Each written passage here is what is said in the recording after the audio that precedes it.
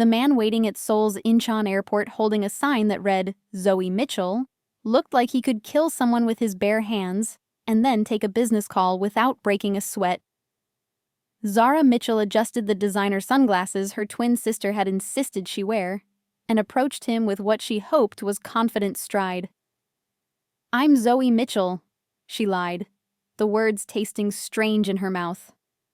The man, clearly security, built like a mountain and dressed in an expensive black suit, gave a slight bow. "Miss Mitchell, Mr. Kang is waiting in the car. This way, please." Mr. Kang. Kang Dae-Jung, her sister's fiancé. The billionaire businessman Zoe had been engaged to for 6 months through family arrangement and had never actually met in person. The man Zara was supposed to impersonate for 2 weeks, while Zoe sorted out her real relationship back in Jamaica. "This is insane," Zara had told her sister 3 days ago when Zoe had shown up at her Kingston apartment with the desperate plan. "You want me to pretend to be you? To your fiancé? In Korea?" "It's just 2 weeks. Please, Zara. I love Marcus. I can't marry Dae-Jung when I'm in love with someone else. But if I break the engagement now, Dad's business deal with the Kang family falls apart and he'll lose everything. I just need time to figure out how to tell everyone without destroying the family." "Why can't you just tell this Dae-Jung guy the truth?" "Because it's complicated. The engagement is political. His family wants connections to Caribbean business markets. Dad wants access to Korean tech investments. Breaking it isn't just about us. It's about millions of dollars and business relationships. I need time to find a way out that doesn't burn everything down." "And you think impersonating you will help?" "It'll buy me time. Dae-Jung and I have only ever video called. He's been too busy with business to visit Jamaica, and I've been too busy to visit Seoul. He's never met me in person. You're my identical twin. You can pull this off." Zara should have said no, should have told her sister to deal with her own mess. But Zoe was her twin, her other half, and when she looked at Zara with desperate eyes and said, "Please," Zara couldn't refuse. So now she was in Seoul, walking through the airport toward a car where a billionaire she'd never met was waiting to greet his fiancée, who wasn't actually his fiancée, but rather his fiancée's identical twin sister. This is definitely going to end badly, Zara thought. The car was a black Mercedes that probably cost more than Zara's entire acting career earnings. The security guard opened the back door, and Zara slid inside to find herself face to face with Kang Dae-Jung. Her first thought, "Zoe, you idiot," because the man sitting across from her was devastating. Korean, probably mid-30s, with sharp features that looked carved from marble, dark eyes that were currently studying her with unsettling intensity, and an expensive suit that screamed both wealth and danger. He was exactly the kind of man you'd cast as a billionaire crime boss in a movie, which, according to Zoe's hasty briefing, wasn't far from the truth. Dae-Jung's family has complicated business interests, Zoe had said. Some of them might not be entirely legal, but he's legitimate mostly. Just don't ask too many questions. Great. Her twin was engaged to a maybe criminal billionaire, and Zara was supposed to pretend to be in love with him. "Zoe?" Dae-Jung said, and his voice was smooth like whiskey and just as dangerous. "Finally, after 6 months of video calls, we meet in person." Dae-Jung. Zara offered her hand, trying to remember everything Zoe had told her about their relationship. "It's good to finally meet you face to face." He took her hand, and instead of shaking it, he brought it to his lips. The kiss was brief, formal, but it sent electricity up Zara's arm that she definitely shouldn't be feeling for her sister's fiancé. "You're more beautiful in person," he said. "The cameras didn't do you justice." "Thank you. You're very tall." "Smooth, Zara. Real smooth." Something flickered in his expression.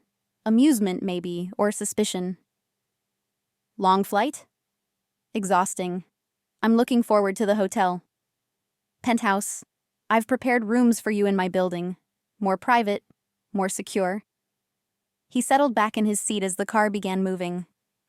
We have a busy 2 weeks ahead. My family is eager to meet you.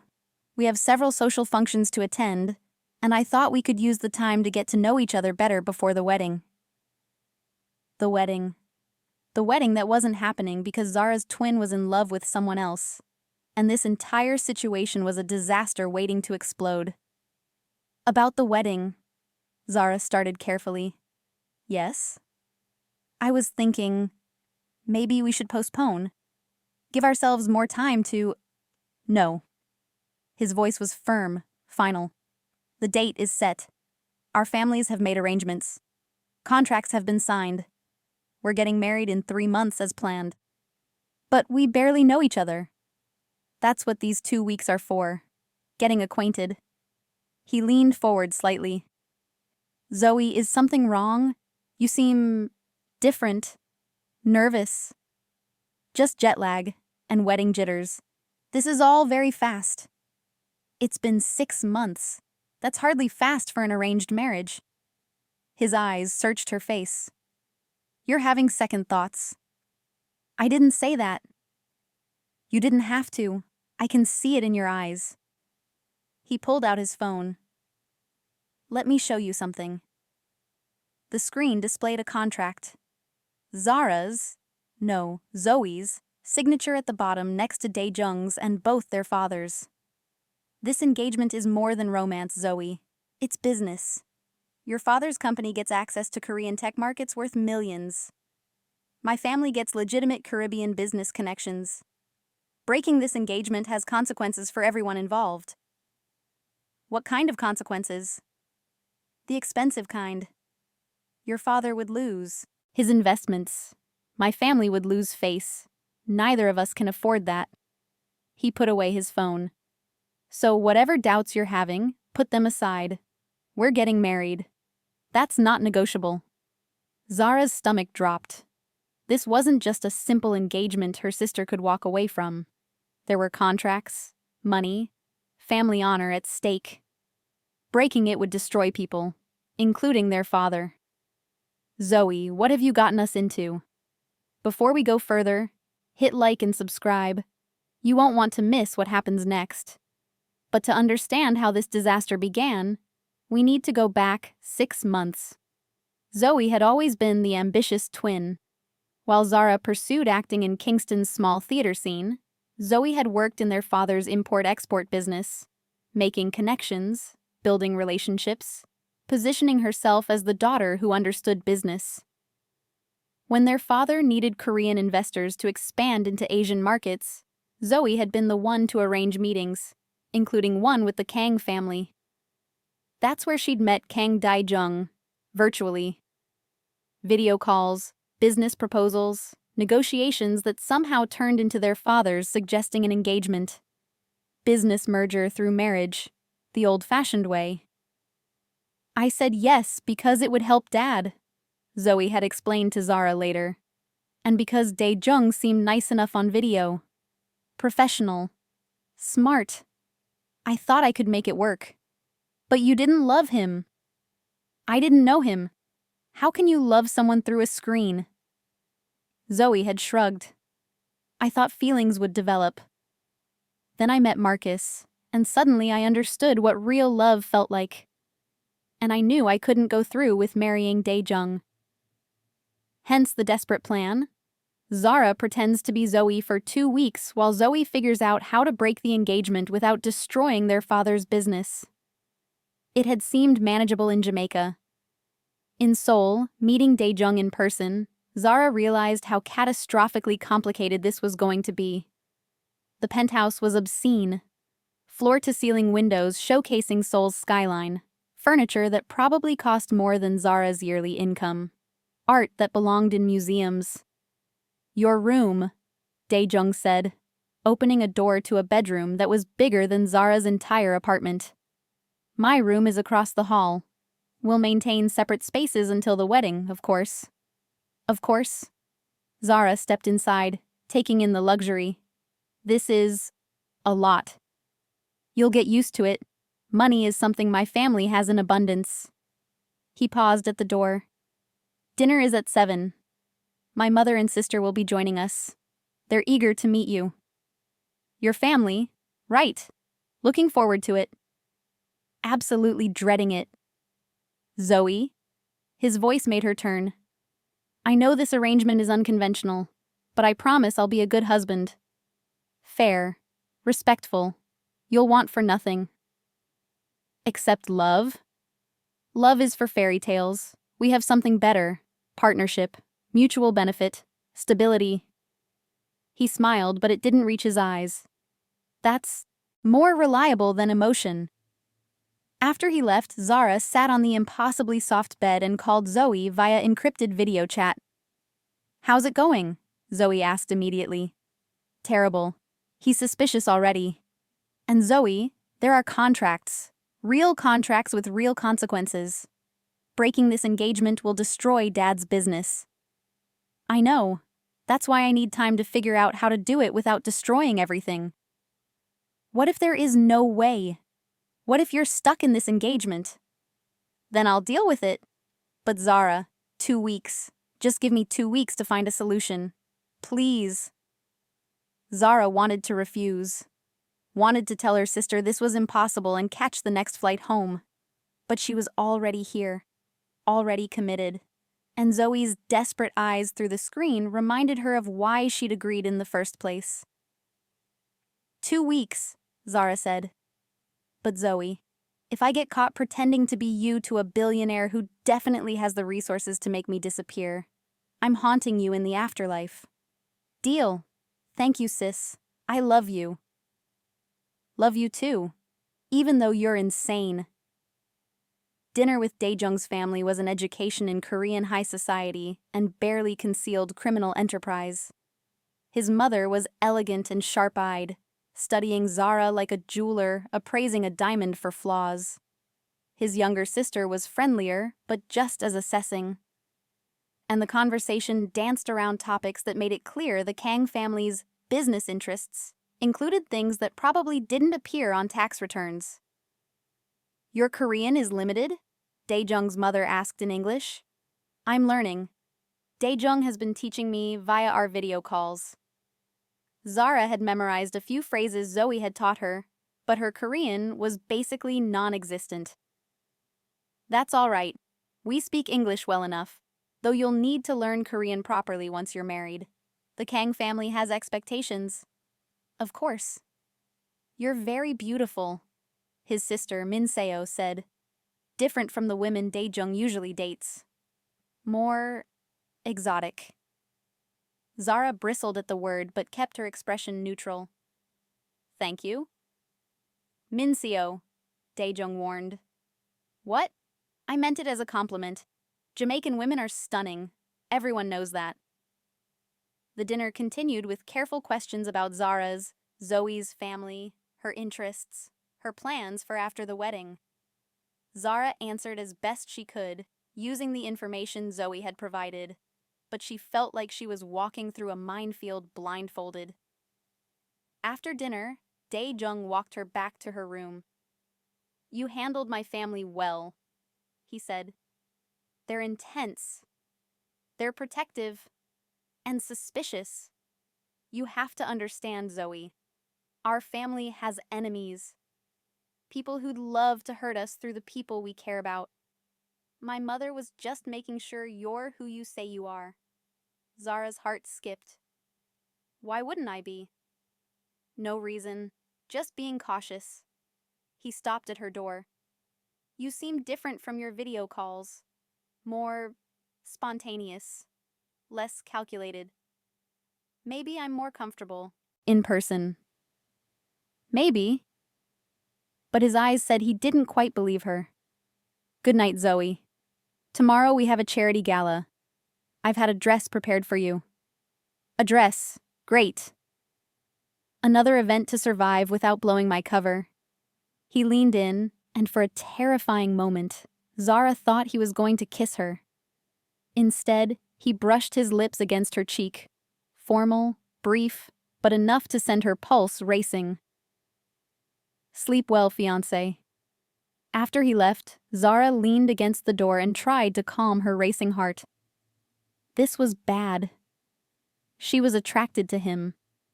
Genuinely, dangerously attracted to the man her sister was supposed to marry. 2 weeks, she reminded herself. Just survive 2 weeks and get home. But she had a sinking feeling 2 weeks was going to feel like an eternity. The charity gala was a display of wealth that made Zara's head spin. Designer gowns, jewelry worth more than houses, Seoul's elite mingling with the kind of people who controlled things from shadows. "Stay close," Dae-Jung murmured as they entered. His hand was possessive on her lower back. Some of these people are business associates. Others are competitors. And some are enemies pretending to be friends. Comforting. "I'm just being honest. You're about to become a Kang. You need to understand what that means."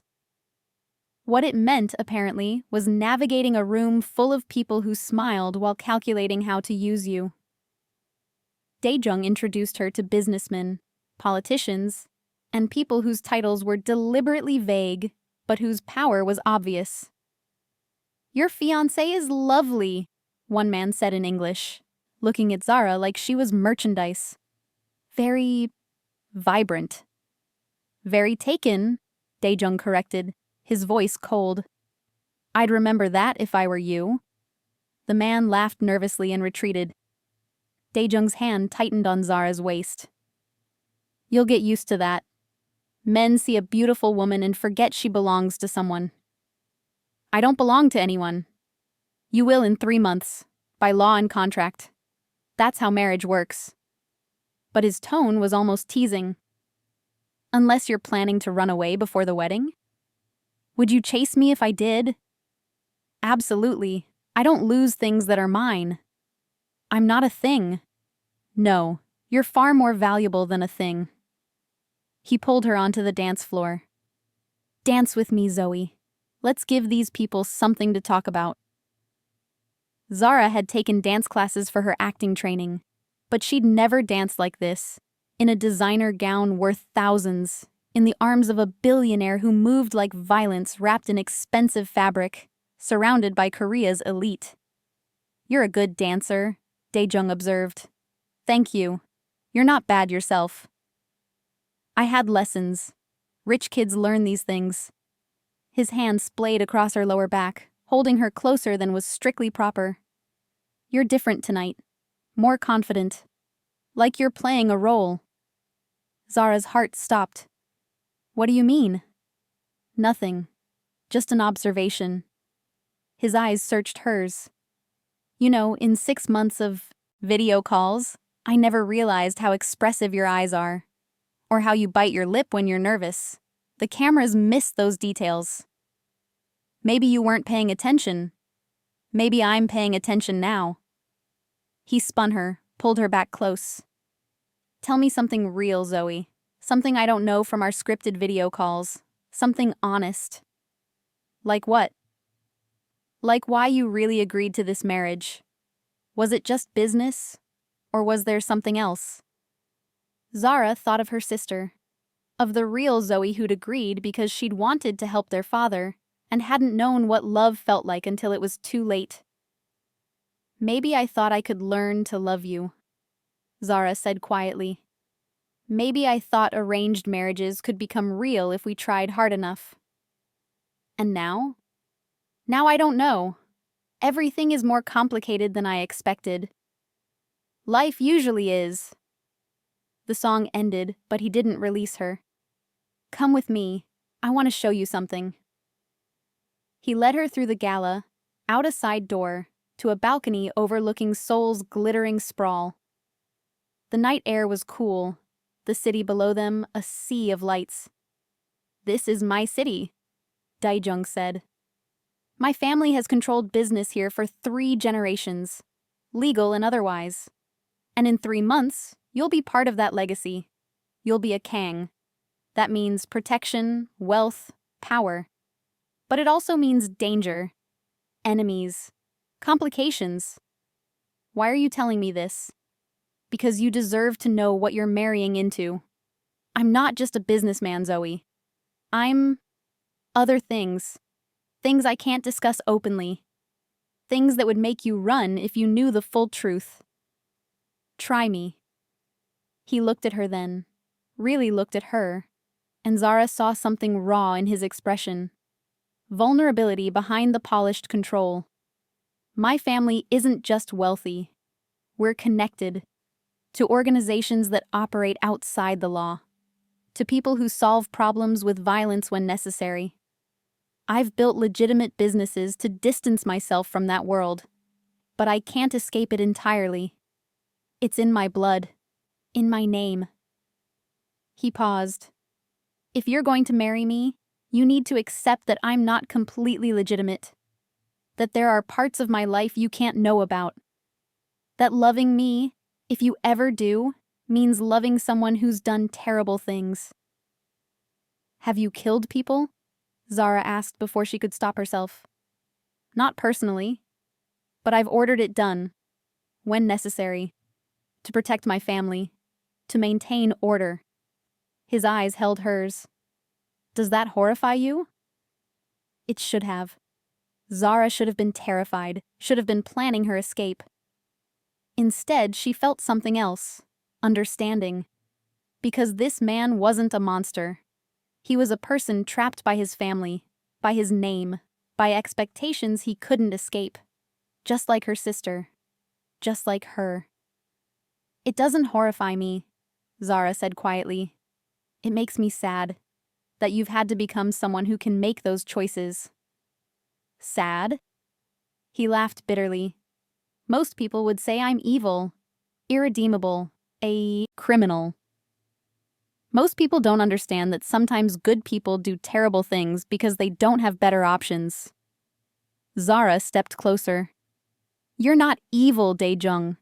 You're complicated and trapped and trying to build something better while carrying the weight of your family's past. You see too much. Maybe. Or maybe I just see you clearly. Too clearly. Dangerously clearly. He reached up to cup her face, thumb brushing her cheekbone. Zoe, I need to tell you something. What? I know you're not Zoe. The world stopped. Zara's breath caught, her pulse hammering in her throat. What? I've known since the airport. Small things, the way you walk, the way you talk, the way you look at me. You're similar, but you're not identical. Not in the ways that matter. His hand dropped.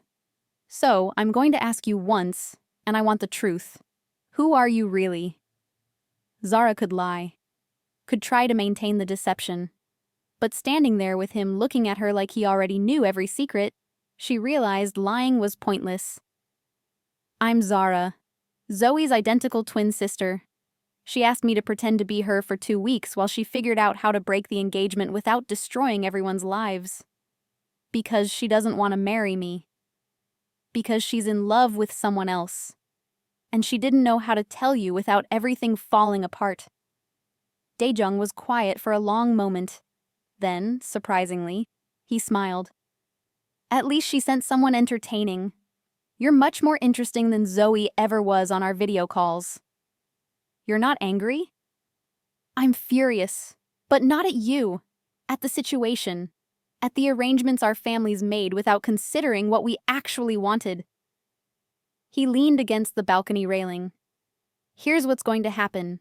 You're going to keep pretending to be Zoe for the next 2 weeks. We're going to attend every function, meet every family member, play the perfect engaged couple. And during that time, I'm going to figure out how to break this engagement without destroying both our families' businesses. Why would you help me? Help Zoe? Because I don't want to marry someone who's in love with someone else. Because this entire arrangement was a mistake. And because Zara... His eyes met hers. In one evening, you've made me feel more alive than 6 months of video calls with your sister. That has to mean something. Zara's breath caught. Dae-Jung, I know. You're pretending to be your sister. I'm engaged to someone else. This is impossible. But right now, in this moment, can we pretend it's not? Can we just be two people who met under insane circumstances and felt something real? He was offering her something dangerous and honest and absolutely reckless. Zara should have said no, should have maintained boundaries and professionalism. Instead, she stepped closer and kissed him. It was soft at first, tentative, testing. Then his hands came up to frame her face, pulling her closer, and the kiss deepened into something desperate and hungry. Something that felt like coming home and jumping off a cliff at the same time. When they finally broke apart, both breathing hard, Dae-Jung rested his forehead against hers. "This is a terrible idea," he murmured. "The worst," Zara agreed. "We should stop." "We really should." Neither of them moved apart. 2 weeks, Dae-Jung said. "We have 2 weeks to figure this out, to find a way to break the engagement without destroying everything. And Zara, whatever happens, I'm glad you're here. Even if it's all fake, it feels more real than anything I've had in years." "Me too," Zara whispered.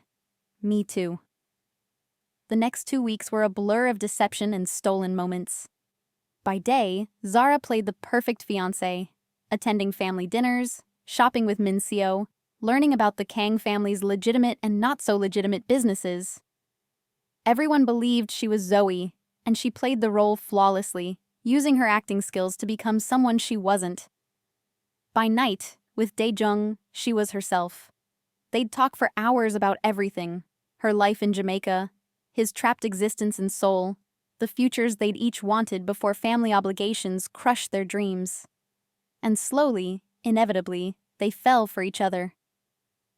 "This is insane," Zara said one evening, curled up beside him on his penthouse couch. "I'm falling for my sister's fiancé while pretending to be her. This is like a bad movie." "Life usually is," Dae-Jung replied, his fingers threading through her hair. "But Zara, I don't care how insane it is. These past 2 weeks have been the happiest I've been in years. You make me feel human instead of like the Kang family's trained attack dog." "You're not an attack dog. I've done things that would make you run if you knew the details. Try me." So he told her. About the criminal elements of his family's empire. About the violence he'd ordered. The lives he'd destroyed to protect his family's interests. About the blood on his hands he could never quite wash clean. And Zara listened, understood, and didn't run. Because she'd seen enough of his world to know he wasn't a monster, just a man trying to survive in a system that demanded terrible things. "I don't care what you've done," Zara said fiercely. "I care about who you are now. With me. When you're honest and vulnerable in yourself. That's the man I'm falling for. Even though I'm engaged to your sister? We'll figure it out. We have to. Because Dae-Jung, I can't walk away from this. From you. Even if I should. Then don't walk away. Stay. Find a way to stay." But staying meant breaking her sister's engagement. And breaking the engagement meant destroying business deals, losing face, possibly starting a war between families who'd invested too much to let the arrangement fail gracefully. The solution came from an unexpected source. Min Seo. "I know you're not Zoe," Dae-Jung's sister said one afternoon while they were shopping. Zara froze. "What?" "You're her twin." "Zara, my brother told me. And before you panic, I think it's brilliant." Min Seo grinned. "Zoe sent you to buy time while she figured out how to escape the engagement. But here's the thing. I don't think she needs to escape anymore." "What do you mean?" "I mean my brother is in love with you. The real you. Not Zoe. You." Min Seo leaned closer. "So here's what we're going to do. We're going to create a scandal. One that lets Dae-Jung break the engagement with Zoe publicly while secretly he's actually with you. The families save face, the business deals stay intact, and my brother gets to marry the woman he actually loves." "That's insane." "That's genius, and it'll work if we're careful." Mincio pulled out her phone. We'll leak that Zoe is in love with someone else. True. That she begged out of the engagement. Also true. That Dae-Jung graciously released her from the contract. Soon to be true. And then, after a respectful interval, he'll publicly start dating you. His ex-fiancée's twin sister. It's scandalous enough to be interesting, but not so scandalous that it destroys business relationships. You've really thought this through. I want my brother happy. And Zara, you make him happy. That's worth fighting for. Epilogue. 6 months later. The wedding was in Jamaica, on a beach overlooking the Caribbean, with family and friends from both Korea and the islands. Zoe was there with Marcus, her real love, the man she'd chosen, free from the arranged engagement that had been publicly dissolved 6 months earlier, with minimal drama thanks to Minseo's brilliant scandal management. Thank you, Zoe whispered to Zara before the ceremony. For pretending to be me. For fixing my mess. For falling in love with the man I couldn't love. Thank you for being insane enough to send me to Seoul to impersonate you. Worst decision that became the best decision. Zara hugged her twin. I love you, sis. Love you too. Now go marry your billionaire maybe criminal. Dae-Jung was waiting at the altar, looking devastating in a suit that probably cost more than the entire wedding. When Zara walked down the aisle, herself this time, not pretending to be anyone else, he smiled like she was the only person in the world. Zara Mitchell, he said when she reached him. Not Zoe, just Zara, the woman who's driven me crazy for 6 months. Kang Dae-Jung, billionaire, maybe criminal. Definitely the love of my life. She took his hands. Ready to make this legal? I've been ready since the moment I realized you weren't your sister. Since I realized the woman I was falling for was real, not some video call performance. Good, because you're stuck with me now, for better or worse. Through legitimate business and questionable family enterprises. I wouldn't have it any other way. The ceremony was beautiful. The reception was chaotic. And later, dancing under Caribbean stars with her husband, her real husband, no more pretending, Zara thought about the insane journey that had brought them here. No regrets? Dae-Jung asked, pulling her close. About pretending to be my sister? A few? About falling for you? Never. She kissed him. Though we should probably avoid telling our kids how we met. Your father thought I was my twin sister isn't the best origin story. We'll tell them it was love at first sight. Technically true. I loved you from the moment you pretended to be Zoe. You're ridiculous. I'm yours. That's all that matters. And in Jamaica, under stars that watched over both islands and Seoul, a twin swap that should have been a disaster became the foundation for something beautiful. Real love, built on deception but strong enough to survive truth. Because sometimes the best love stories start with the worst lies. The end. Would you pretend to be your twin to help them? Could you fall for your sister's fiancé? Tell me in the comments. Subscribe now. The final story, Auction Romance, drops next, and it's the most intense yet.